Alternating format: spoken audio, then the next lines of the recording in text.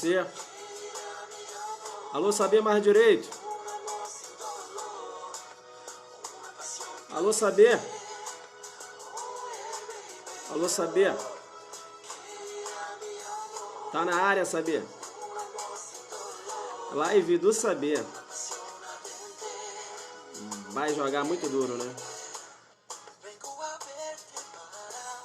Convida os amigos, convida os amigos. Manaus. Alô, Manaus. 3 de setembro. 3 de setembro em Manaus.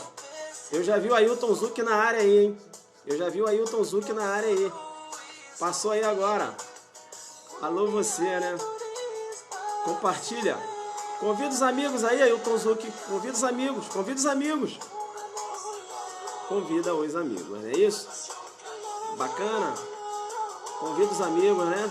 Alô, você. Alô, você. Aí sim. Aí sim, né? Eu quero jogar muito duro. Perceba bem. É bacana, né? É isso aí. Legal.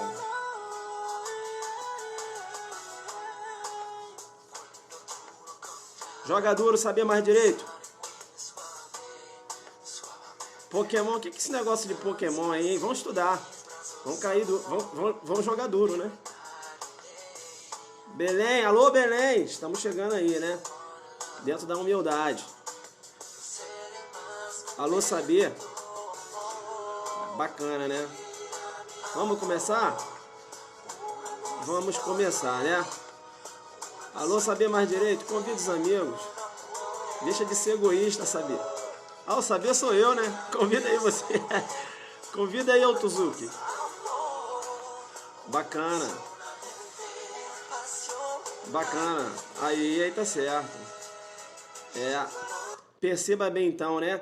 Pessoal, o que a gente vai fazer aqui, né? Longe de dar uma aula aqui, uma aula aqui sobre a Lei 9455/97, eu aqui vou fazer o seguinte, eu vou alertar, né? Vou fazer um alerta em relação às pegadinhas que o CESP adora preparar para você, não só o CESP, como a FUNCAB também.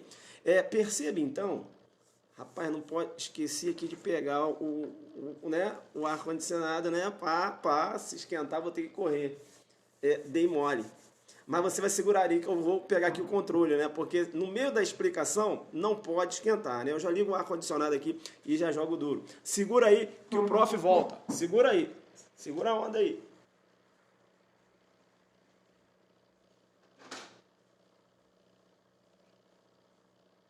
Alô, você. Alô, você, né? Agora sim, minha arma. Agora eu tô com a minha arma. Porque se jogar duro, eu vou jogar logo aqui 10, né? Aí vai ficar como? Temperatura. Vai ficar top.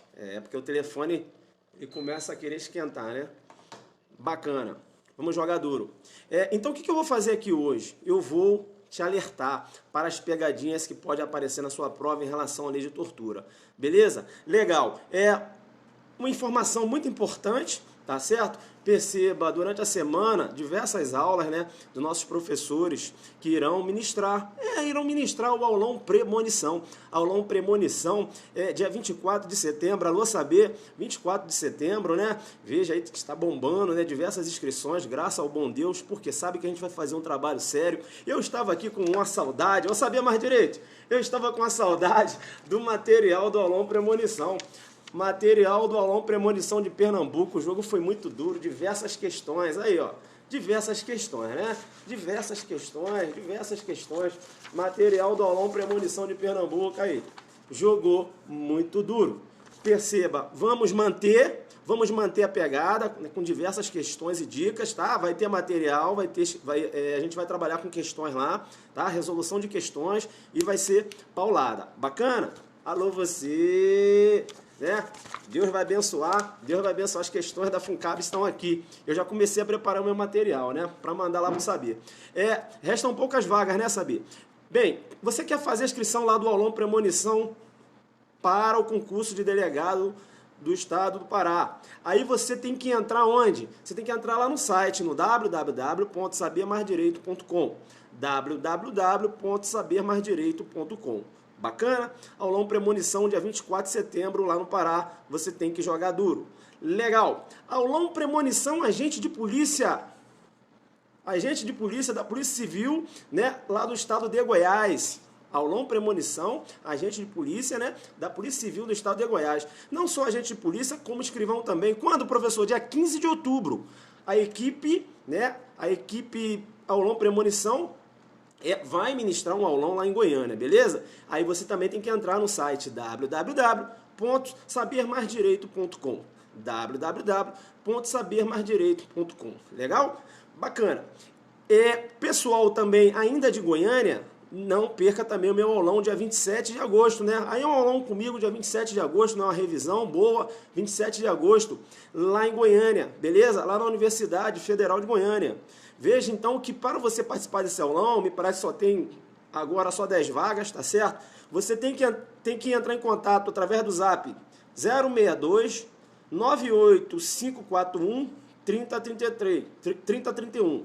062 98541 3031 para participar do meu aulão dia 27 de agosto, agora uma revisão, né? Você vai fazer a revisão e depois você vai fazer o aulão premonição um dia antes da prova. Então você vai muito forte para essa prova, né? Você vai para jogar duro, beleza? Tranquilo. E também o pessoal de Manaus, alô pessoal de Manaus, Ailton Zuc em Manaus, né? No dia 3 de setembro, E aí você tem que entrar, né, em contato também, eu vou te passar o zap, tá? O aulão em Manaus, processo penal e relação extravagante comigo lá em Manaus, tá certo? Perceba então que você tem que entrar em contato com o telefone 092 98403 8043. 092 98403 8043. Acabou aqui então os anúncios, não é isso? Vou saber, depois eu vou soltando aqui em relação ao aulão premonição, lembrando a galera, beleza? Tranquilo, pessoal. Então, perceba bem, né? Eu vou aqui te alertar em relação às pegadinhas que aparecem com habitualidade quando você trata da lei de tortura, beleza? Tranquilo. Perceba o que é um comando de criminalização, já começa a jogar duro. Eu já começo a jogar duro porque eu falo para você, o que vem a ser um comando de criminalização, joguei duro. Perceba bem que comando de criminalização, é aquela previsão constitucional, né? É um comando ao legislador infraconstitucional para que ele venha a elaborar uma lei, tá certo? No sentido de que venha compatibilizar, né, a inteligência, né, a vontade do legislador constituinte originário. Beleza? Então, o que seria um comando de criminalização? Perceba bem, artigo 5º, inciso 43. Artigo 5º, inciso 43 diz o seguinte: a lei considerará, olha aí o legislador constituinte originário, né, já dando um comando para o legislador infraconstitucional. Perceba bem, olha ele dizendo, legislador constituinte originário, no artigo 5º, inciso 43, a lei considerará crimes inafiançáveis suscetíveis de graça ou anistia, a prática da tortura, o tráfico ilícito de entorpecentes e drogas afins, o terrorismo definido como crimes hediondos, por eles respondendo os mandantes, os executores e os que, podendo evitá-los, se omitirem. Percebe então que aqui, né, eu tenho um comando de criminalização, também chamado de mandado de criminalização. Beleza? Tranquilo? Tranquilo? Mandados ou comando de criminalização. Bacana? Tem as duas denominações, os doutrinadores adoram utilizar as duas denominações.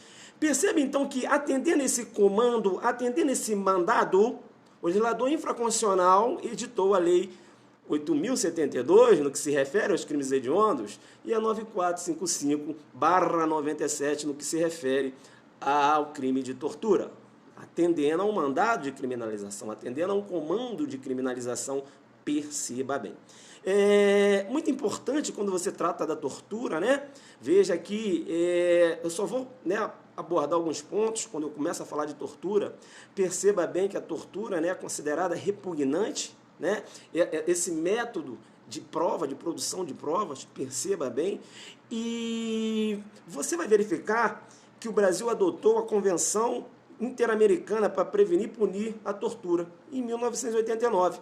E a Convenção contra a Tortura e Outros Tratamentos Degradantes ou Penas Cruéis, em 1991. Então, veja, não há possibilidade da implementação da tortura como forma de sanção ou como meio de produção de provas. Beleza?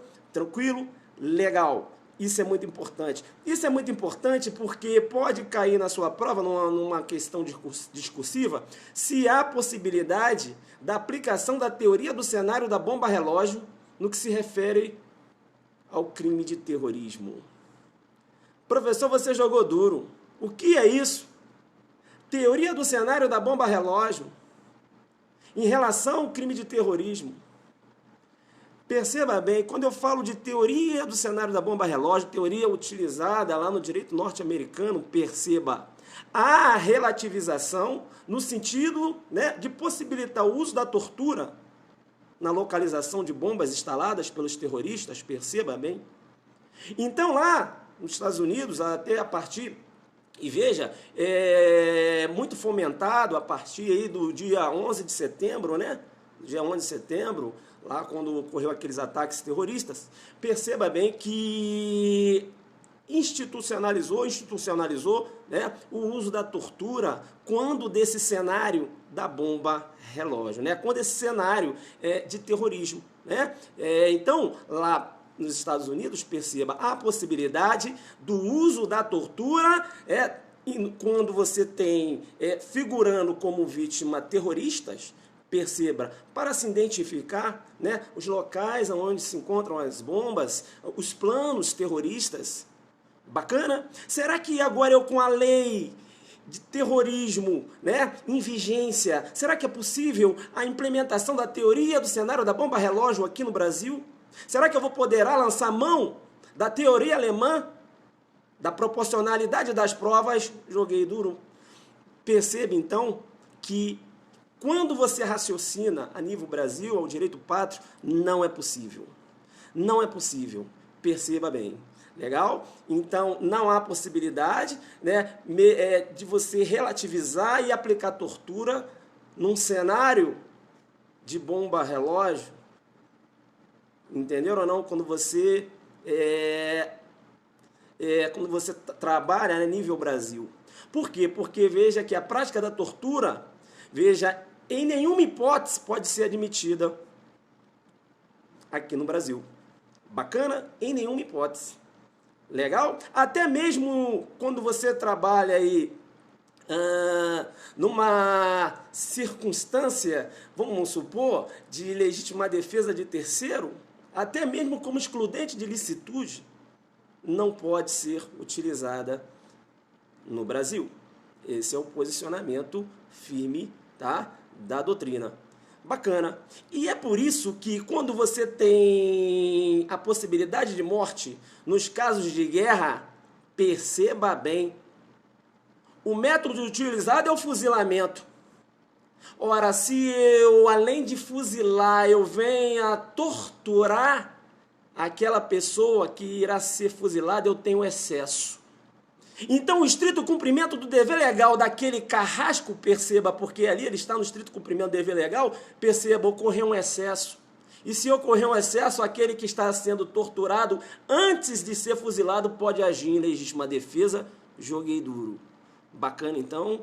Por quê? Porque aquela ação, né, que ele começa a torturar constitui excesso.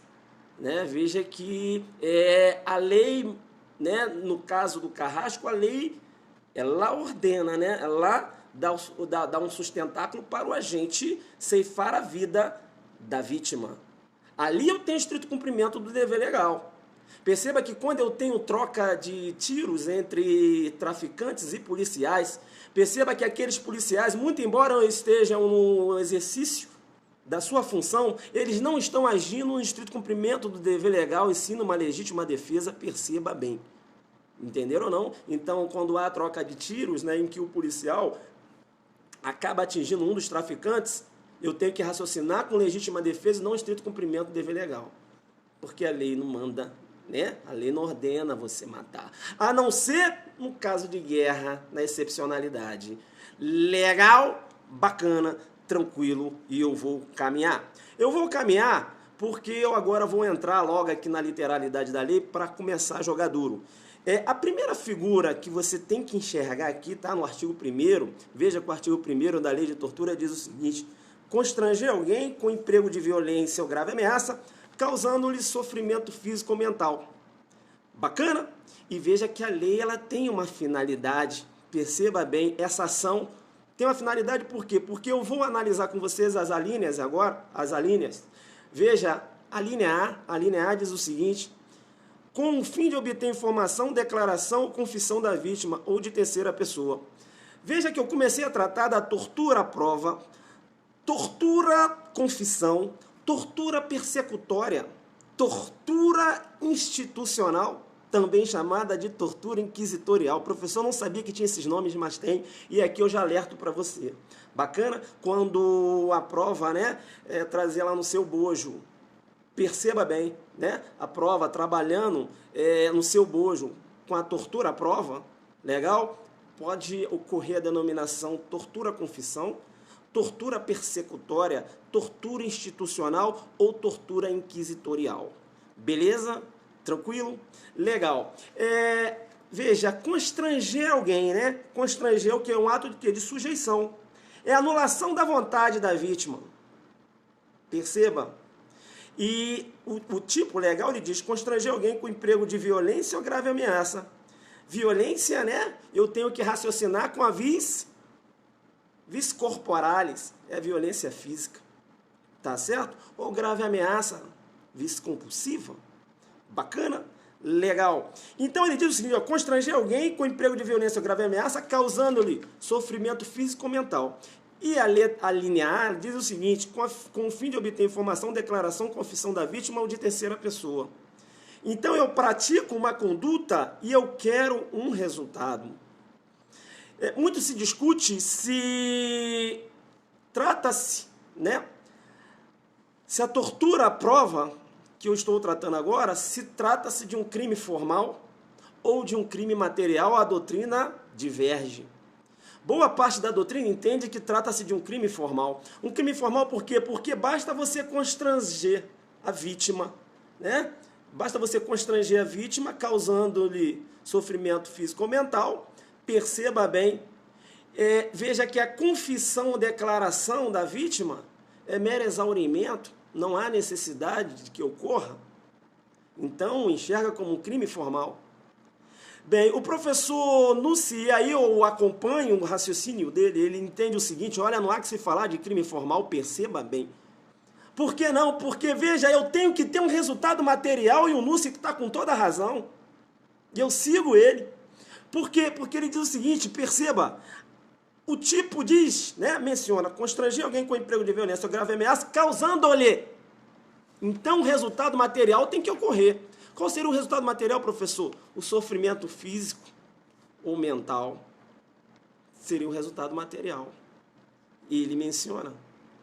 Então, a meu ver, assiste razão, professor Nuci, e eu sigo, né? Mas veja que boa parte da doutrina entende que trata-se de crime formal. É bom porque numa prova discursiva você vai poder trabalhar, né, essa questão da classificação, se é um crime formal, né, ou se é um crime material, duas correntes doutrinárias, e você pode trabalhar. Bacana, e aí eu dei os fundamentos das duas correntes. Tá certo? Porque, veja, uma corrente falou o seguinte, ó, basta só constranger, né? Constranger causando-lhe sofrimento físico ou mental, mas veja, o resultado, o resultado material pode ocorrer ou não, o crime está consumado. A doutrina, né, no sentido de que seja um crime formal.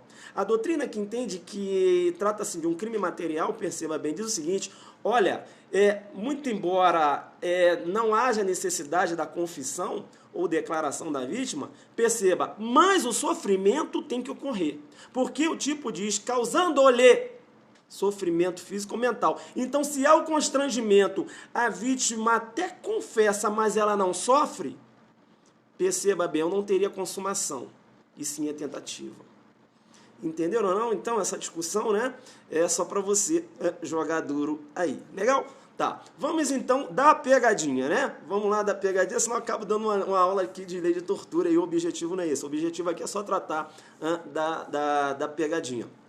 Vamos lá. Eu falei, né, que são duas correntes, né? Você tem uma corrente no sentido de que trata-se de um crime formal. Você vê, assim na doutrina, pesquisando doutrina, diversos, né, doutrinadores no sentido de que seria um crime formal. Mas eu acho que numa questão de prova objetiva, ele não vai indagar isso do candidato, penso eu.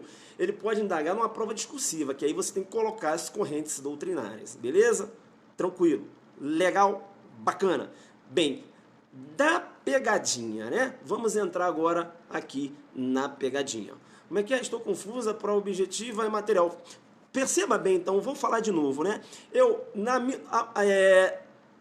Na minha concepção, ele não vai cobrar numa prova objetiva se a tortura confissão trata-se de um crime formal ou um crime material, porque você tem divergência doutrinária, é isso que eu estou falando. Beleza? Tranquilo aí, ó. No material do estratégia, material. Agora, se você pegar, por exemplo, o livro do professor Capês, ele vai falar que é um crime formal, né? Diversos outros autores entendem que é um crime formal. Se você pega o livro do Nusse, vai entender que é um crime material, porque tem que ocorrer, né, o sofrimento físico-mental. Bacana? Legal? Tranquilo? Bacana, né? Veja que aqui eu quero só tratar das pegadinhas, beleza? Eu vou dar uma outra aula, eu tenho uma aula de tortura no YouTube, que aí são quase 2 horas e 10 de aula, aqui eu tenho pouco tempo, então vou bater aqui nas pegadinhas, beleza? Legal. Fica ligado quando você tratar da tortura confissão, tortura probatória, tortura inquisitorial, tortura persecutória. Fica ligado por quê? Porque, veja, o exemplo que você tem na sua casa, o exemplo que você tem na sua casa não... O exemplo que você tem na sua cabeça é que essa tortura-confissão é aquela que ocorre, né, quando o policial tortura o suspeito para obter uma confissão da autoria de um delito. Esse é o exemplo, e esse é o exemplo que você leva para a prova.